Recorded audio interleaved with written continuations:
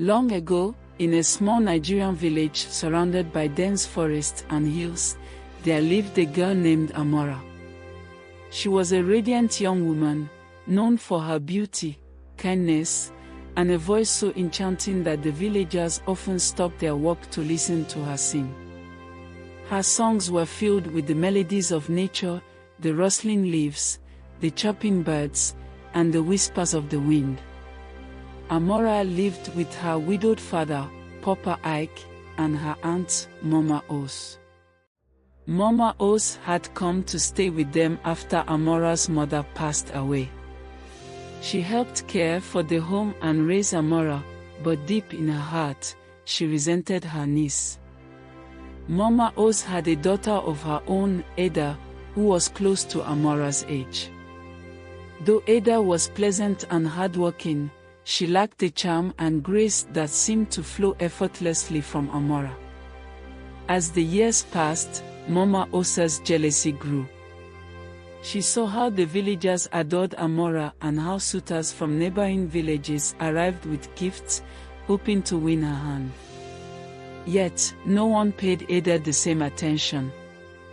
Mama Osa's heart boiled with envy, and she began to scheme.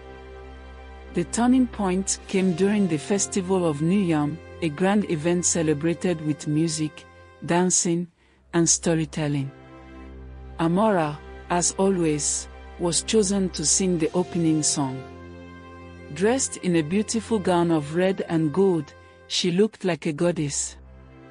Her voice, soft yet powerful, rose like a bird's flight, carrying the joy and pride of the village.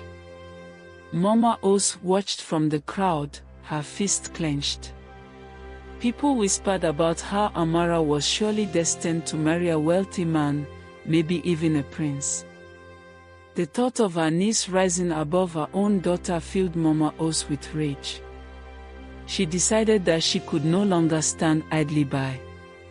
A few days later, under the guise of fetching herbs for her cooking, Mama Os visited the old sorcerer who lived at the edge of the forest. The sorcerer, known as Baba Ago, was feared and respected. People only came to him in desperate times.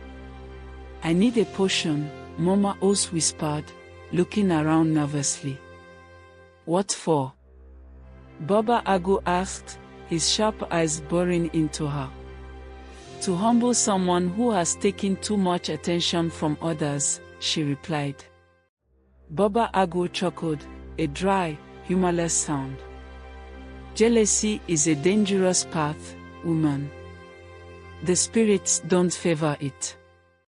"I will pay any price," Mama Os insisted, laying a bundle of cowries and a basket of yams before him. Reluctantly, Baba Ago gave her a small clay pot filled with a dark, sticky mixture. "Rub this on her face and neck while she sleeps. It will steal her beauty and her voice. But beware, what you take unjustly, the spirits may claim in return." Mama Os dismissed his warning. She clutched the pot tightly and hurried home, her heart racing with anticipation. That night, as the village slept, Mama Os crept into Amora's room. The moonlight streamed through the thatched roof, casting eerie shadows on the walls. Amora lay peacefully, her face glowing in the silver light. With trembling hands, Mama Os opened the clay pot and began smearing the potion on Amora's skin and throat, chanting softly as Baba Ago had instructed. Satisfied, she slipped away, confident that by morning, Amora's charms would be gone. When Amora woke the next day, she felt strange. Her throat was sore, and her skin itched terribly. When she looked into the mirror, she gasped. Her once smooth skin was covered in boils and blotches, and her voice had turned hoarse and unrecognizable. She rushed outside, but instead of the usual warm greetings, the villagers recoiled in shock. "What happened to her?" they whispered. Is this a curse?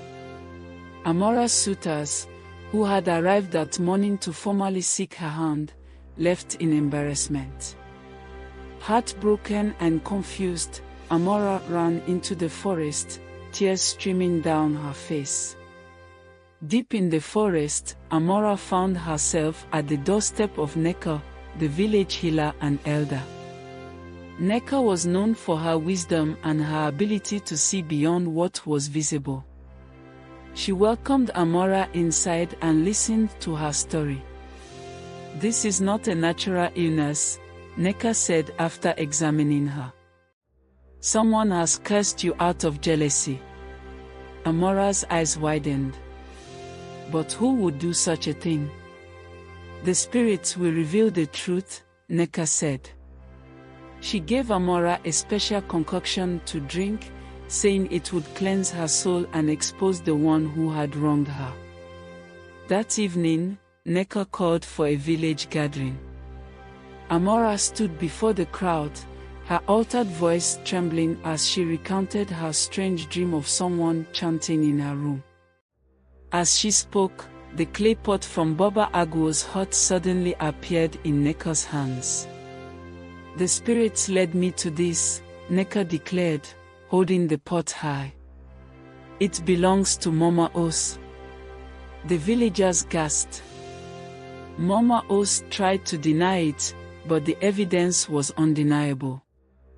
When pressed, Ada, her daughter, broke down in tears and confessed everything. The elders decided that Mama Os and Ada would be banished from the village.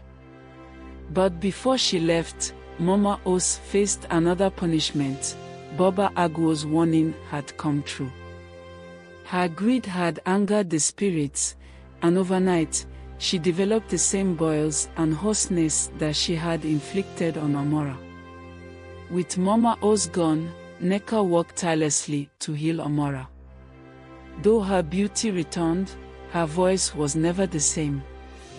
It became softer, almost ethereal, with a haunting melody that moved listeners to tears. In time, Amora married a kind farmer who loved her for her resilience and compassion.